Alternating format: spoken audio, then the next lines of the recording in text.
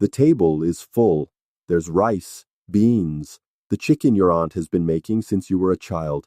There's noise, laughter, your cousin talking about the new car he just drove off the lot.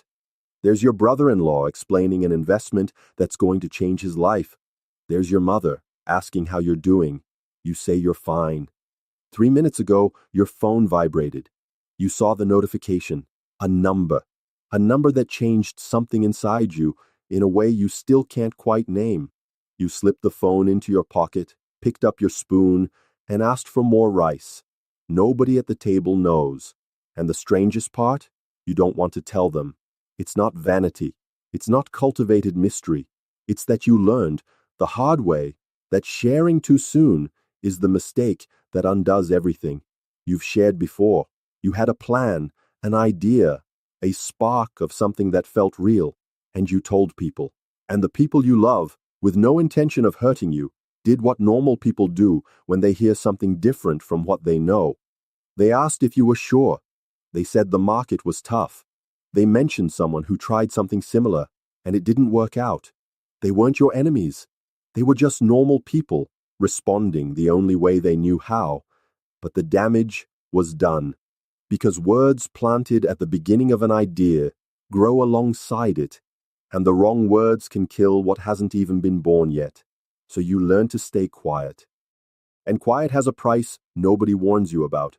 There are Fridays when the group chat explodes with photos. Everyone at the bar, at the beach, celebrating something or nothing at all. And you're in front of a screen, or reading something, or just sitting with your thoughts trying to fit together a piece that still hasn't clicked.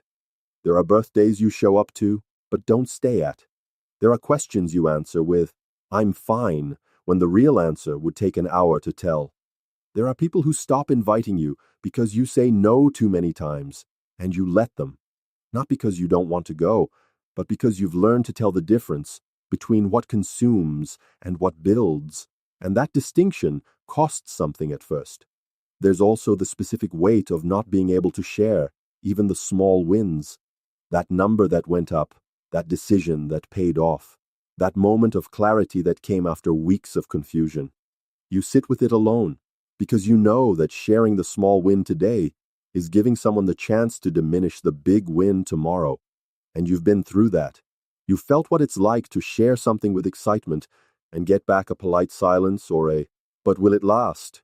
from someone who loves you but can't see past what they know. So you hold it and keep going. The work has no glamour. It never did. It's not that movie scene where the person wakes up excited, runs to the office, and solves everything in 90 seconds with a great soundtrack. It's waking up early on a day you don't want to wake up. It's continuing to do something that still isn't showing visible results in any metric, in any account. It's sitting with a bad number on a Thursday night and deciding you're going to sit with it again on Friday and Saturday until you understand what it's trying to tell you. Most people stop here, not because they're weak or lazy, because nobody is watching. And when nobody is watching, when there are no likes, no comments, no one asking how it's going, it's easy to stop. It even seems reasonable, because the effort is real, and the result still hasn't shown up, and without a witness, it's hard to know if you're on the right path or just fooling yourself. But you keep going, not because you're made of different stuff, because you understood something simple that changes everything. The result doesn't come before the work. Ever. Anywhere. In any field. In any era of history. The work comes first, always, and the result comes after, always. The sequence doesn't negotiate with your impatience, your exhaustion, your wish that it were different. It only works in the order it works. And while you're learning this in practice, the people around you keep talking. You already know this type. Everyone does. The person who announces the business before it opens, who posts the process before having results, who needs the world to know they're building something, because deep down, external validation is part of the fuel, and it's not a judgment, it's an observation. Because there's a detail in that equation most people miss. When you need an audience to keep going, you've outsourced your motivation. And the day the audience gets bored or distracted, you stop with them. The performance of building is easier than actually building. It gives immediate feedback, generates comments, makes it look like something is happening. Real construction gives none of that, not at first. It only gives results. But results take time, and while they haven't arrived yet, you're left alone with the work and the silence. Silence isn't a lack of ambition, it's ambition that doesn't need a witness.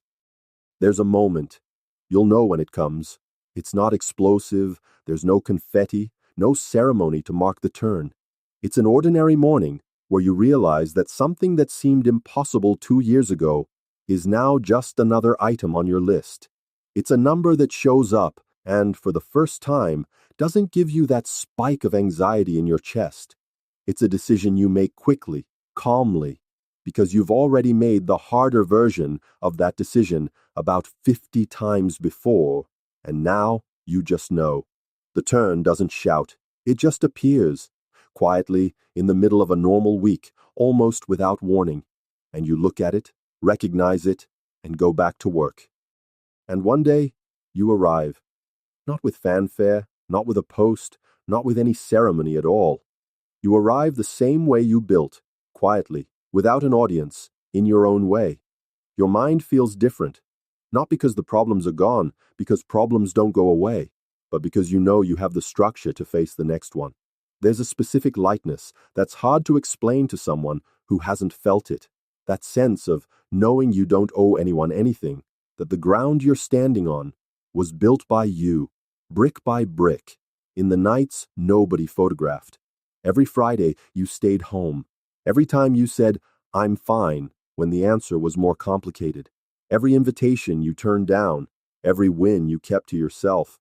All of it makes sense now, not as sacrifice, as investment, as the most important thing you did. And then comes the part you didn't expect. The same people who were at the table that Sunday start to notice that something about you has changed. They can't say what, but they feel it. There's a different calm in the way you speak, a confidence that wasn't there before. And then comes the question, how did you do it? Can you help me? Teach me. The same people who asked nothing while you were building, who had an opinion on every decision you made, who called to talk about their own plans, but never asked about yours, now want the result without the path. And you smile. You answer calmly, and you don't tell them everything, because you've learned that what brought you here can't be transferred in any conversation. It's not a technique, not a secret, not information someone passed along. It's the willingness to work when nobody is watching, for long enough, without needing validation to continue.